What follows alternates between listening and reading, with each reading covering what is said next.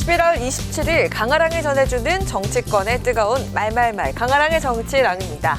첫 번째 주제, 대의원제 축소입니다. 민주당 지도부가 당대표와 최고위원을 뽑는 전당대회에서 권리당원 투표 비중을 대폭 늘리고 현역 하위 평가자에 대한 감점을 확대하기로 했습니다.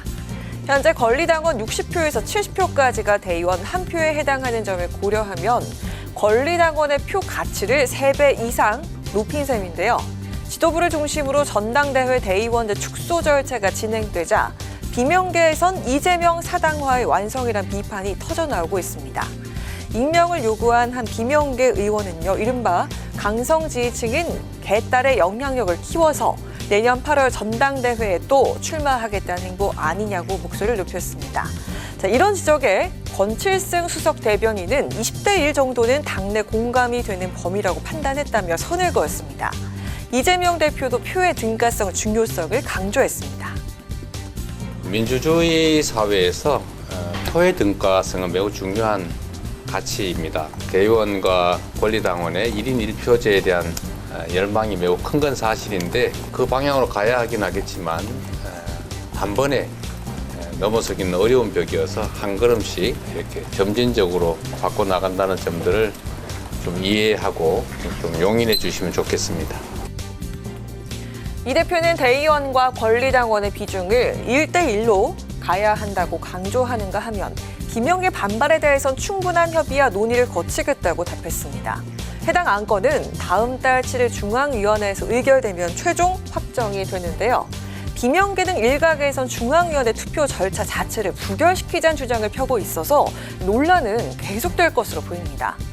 대의원의 축소를 둘러싸고 민주당 내 갈등이 재점화 상황에 놓인 가운데 이탄희 의원은 이 대표를 향해 연동형 비례대표제 유지와 위성정당 방지법 처리를 촉구하고 나섰는데요. 이제는 결단해야 될 때가 됐다고 생각합니다. 네. 12월 달이 되면 총선 4달 앞으로 다가옵니다. 그렇죠. 특히 총선은 총력전 아닙니까?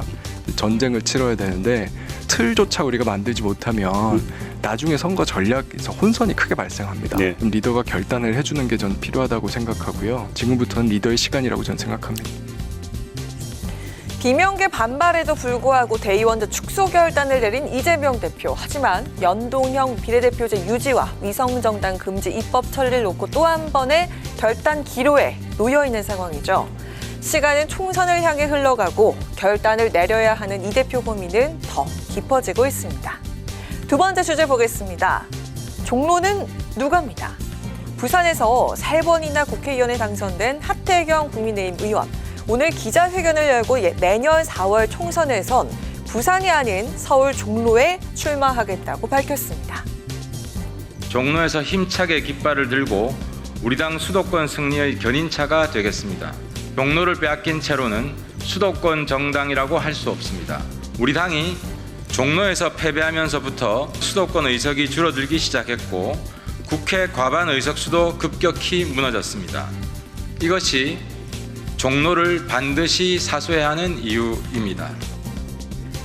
서울 종로는 과거 노무현 전 대통령과 이명박 전 대통령의 국회의원 시절에 지역구 의원을 역임하는 등 정치권에서 오랫동안 정치 1번지로 불리고 있죠. 실제 종로는 지난 16대부터 18대 국회까지는 국민의힘 전신인 한나라당의 박진 외교부 장관이 당선됐지만 19대 총선에서 더불어민주당의 전신인 민주통합당 후보로 나선 정세균 전 국회의장이 당선되면서 기류가 바뀌었습니다. 공교롭게도 종로 지역구를 차지한 민주통합당은 19대 국회 당시 의석수를 127석 가져가는 등 18대 국회와는 다른 분위기를 만들었습니다. 과거 사례에서도 보듯 총선 승리를 위해선 정치 1번지인 종로를 사수해야 한다며 출사표를 던진 하태경 의원. 그러면서 종로 현역 의원인 같은 당 최재형 의원에겐 양해를 구했다고도 밝혔습니다. 종로 지역구는 아시다시피 우리 당 현역 국회의원이신 최재형 의원님이 계신 곳입니다. 직접 찾아뵙고 식사를 같이 하면서 그동안의 제 고민을 설명드리는 시간을 가졌습니다. 어떻게 막으시겠나, 양해를 하겠다고 답변을 해주셨습니다. 만약에 한 장관과 경선이 이루어진다면 그것도 아름다운 경쟁이 될 겁니다. 한 장관이 지역구에 매이면 우리 당의 전국적 지지율을 높이고 다양한 분들을 도와주고 하는 그런 역할을 할 수가 없습니다. 그래서 저는 한 장관이 지역구에 매이지 않았으면 좋겠습니다. 당 안팎에선 총선 출마가 확실시되고 있는 한동훈 법무부 장관의 종로 출마 가능성도 거론되고 있습니다. 한 장관의 종로 출마 가능성에 하태경 의원은 전국 선거를 도울 만한 사람이라고 강조했는데요. 지역구에 매이지 말고 비례대표 공천을 받는 것이 적합하다고 밝힌 겁니다.